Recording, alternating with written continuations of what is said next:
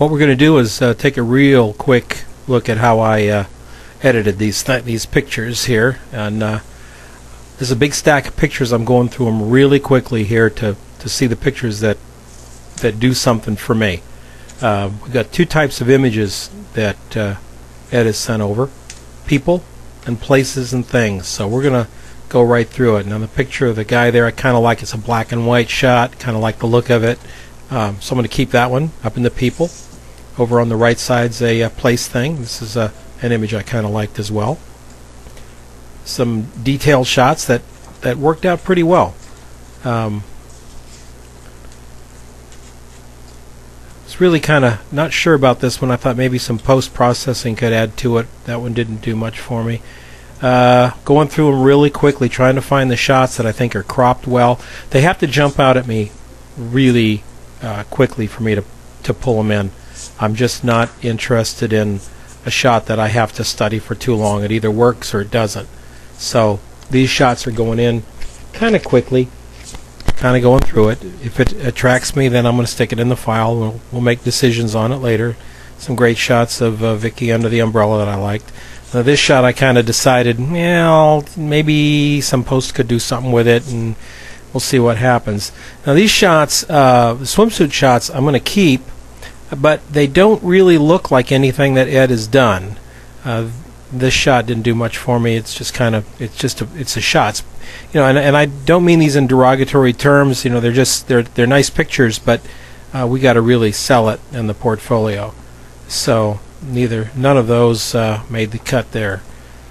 You got a lot of pictures to go through. So whenever you're doing this, try to make a nice. You can see I cleaned off the coffee table here to do it.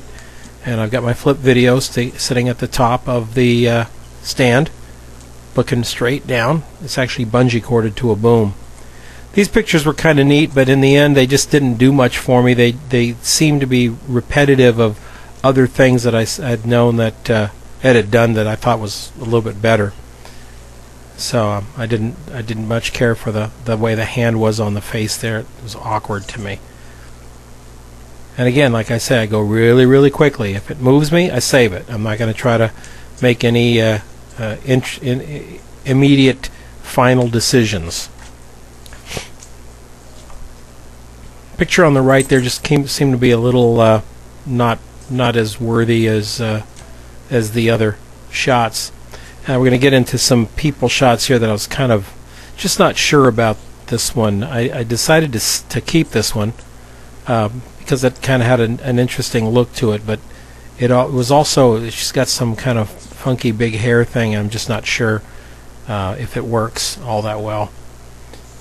We got Vicky in the snow. I thought that was a nice shot, but in the end it wasn't as interesting as some of the other shots. So we're trying to keep the shots, the ones that work. These two kind of work together. We kept the one that was a little bit better. I think, and this is a different processing. We're going to let go that and let go that. Same girl sitting in the chair, kind of regular. We'll keep it. We'll just basically have it to see how we're going to do with the other shots next to it. I really like this shot of the guy looking down. I thought that was a real contemplative photograph. And compared to some of the other shots of him, I think the one of him looking down says more about Ed's work.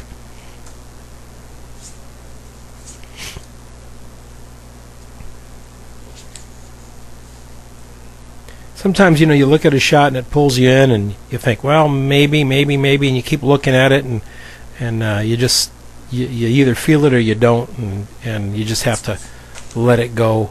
And sometimes that's what I do. If something just jumps out at me as being a problem, I let it go real fast. These shots, some of these shots right in here seem to be a little bit just like model shots. And I think he's got better work, so we're looking for that better work. Ed's watching this, he's probably going, oh, look how fast he's going. Yeah, that's what I do. I have to kind of go fast, because if I think about it too long, I can start to justify, and you don't want to justify, because someone looking at your book's going to look at it just about as fast as we're going through it here sometimes. So I have to try to make the shots that make the most sense. This series of the blonde is kind of an interesting one, and I liked a couple of the shots of her wild hair. These shots, I kept one of these, just wasn't really sure how far I would go with it. And we've got some interesting shots, and we've got some sort of lookbook shots. These two shots, there's something there. I don't know which ones. I didn't know which ones to go with, so kind of thought about it a little bit and took them both. Little cropping is not quite what I like on that. Now this guy, we got a bunch of shots of this guy, but you know, as you can see, the one on the left is just so much stronger than the other shots. This one, I kept this one, but I still could see that the one on the left was more interesting, so to speak. A lot of shots here of this young lady and the hair toss again. Got to be careful we don't have too many hair tosses, but he's caught some interesting things. That shot, she looks great. He has a weird expression. Same there. Didn't do much for me. This set of shots of this guy, they're kind of cool. I just ended up taking all three of them because we'll just see later what we think. Let's see. We got another one of him coming up. Just got the one that's cropped horizontal, and we got the vertical one. I think I kept the vertical one. So these shots are not as strong as I would like.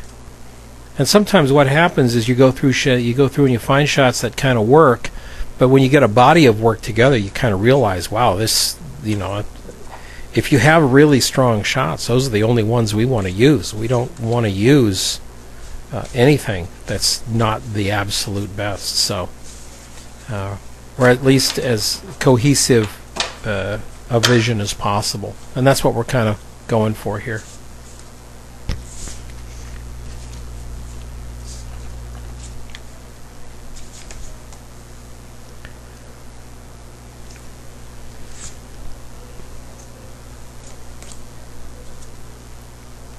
Some real nice old looking shots here that we're going to put into the places thing, or stack.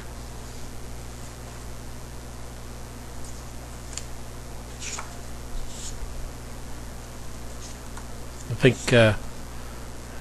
think Ed's shooting with a Mamiya medium format. Some of these shots.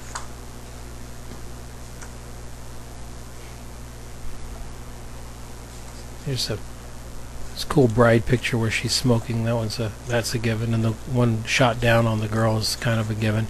I like the shot of the guy with the sweater, but the couple shot didn't do anything for me, so I just split it. Here's where I kind of screwed up my stack, so I'll have to fix that in a minute. You'll watch.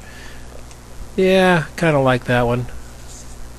These pictures of Vicky, there's a couple that I kind of liked. I put them side by side, and you can see which one's the strongest. I kept the one on the right. Well, I thought I kept the one on the right. It ended up in the stack anyway.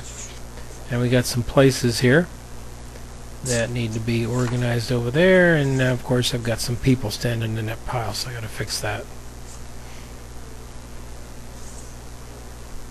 Wasn't really sure about that one. There we go. Wrong stack. I knew I kept that one. These are almost there, but I don't have a sense. I don't think the girl sells the picture for me. She doesn't sell it. She's kind of posing through it. This girl has a bunch of different things. The one on the left is the shot. I think it works the best of the three shots, and kind of has a nice flow to it. We'll see if it makes it through to the end.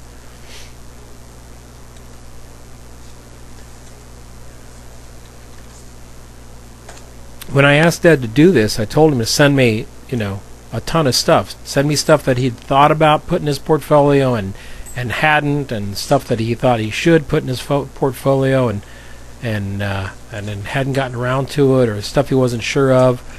So I have a mess of stuff here. This series is kind of a nice series. I'd like to see him continue with it a little more. Not really sure about these images. This is good. This is a good example of finding something you like and sticking with it. Ed's got a really nice eye for these sort of, what would I call them, landscapes that are kind of mysterious or cropped, kind of an interesting way. I love the shot on the left with the trees growing sideways. That's kind of cool. And I have no idea what that was. So the pot's kind of cool. A lot of nice textures. He's kind of a his still life work is kind of quiet and subdued, and I think it goes all the way through his imagery. So we're kind of looking at the different ways it can all fit together.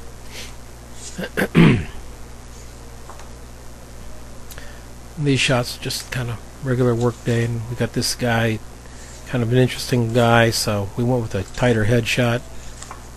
Couple doesn't do much for me. This is an interesting shot. It needs some post-processing down at the bottom, really to bring out the fact that that there is a subject lying down there on the bench. Some snowball shots and a couple of different place shots that just, you know, when you put them next to the other stuff, they just don't seem to have as much pizzazz. So that's what we're looking for. Really like the Golden Gate Bridge and the grate thing there. That's kind of neat. As we get through some of these images down here towards the end, there's a whole kind of a little part of his images that seemed almost to be unrelated, and we'll tackle that when we talk about the other stuff that we're going to be doing. This shot of the girl sitting on the stairs changing shoes, I thought that was really an interesting pose. There was a lot of gesture there. The shoes and the black and the gray, the black and white grays and around it, the black shoes all scattered across the steps were kind of neat. This one, I don't like her pose. Didn't like it at all.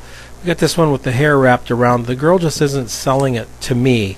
She's not doing enough. She's not leaning enough. Of course, I like that shot a lot, so we saved that one. Wasn't real sure about the one on the right, but the one on the left, that was kind of a nice, real clean headshot, and I really kind of thought that might work well in his book. Shot of her sitting there, the one on the left works. The two people, fighting over the hair, that one kind of worked. Then we have these two towards the end here. I wasn't really sure, but I figured since I wasn't sure, I'd put them in the maybe pile.